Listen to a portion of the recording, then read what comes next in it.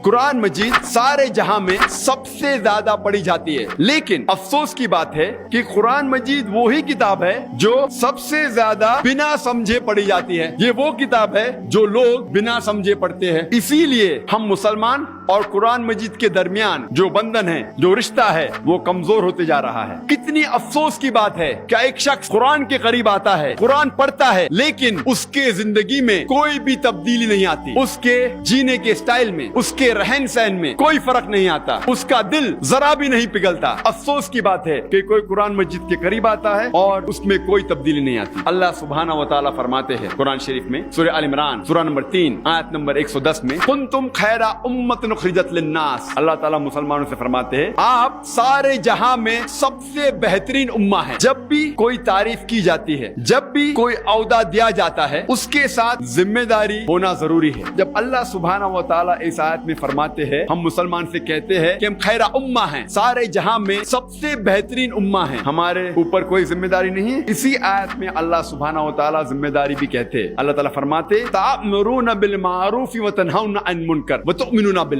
क्योंकि हम लोगों को अच्छाई की तरफ बुलाते हैं और बुराई से रोकते हैं। अगर हम लोगों को अच्छाई की तरफ बुलाना चाहते हैं और बुराई से रोकना चाहते हैं, तो हमें जरूरी है कि हम कुरान मजीद समझ के पढ़े। अगर हम कुरान समझ कर नहीं पढ़ेंगे तो लोगों को अच्छाई की तरफ कैसे बुलाएंगे और बुराई की तरफ कैसे रोकेंगे? और अगर हम कुरान मजीद समझ कर नहीं पढ़े और लोगों को अच्छाई की तरफ नहीं बुलाए और बुराई से नहीं रोके, तो हम खैरा उम्मा कहलाने के लायक नहीं है, हम मुसलमान कहलाने के लायक नहीं है।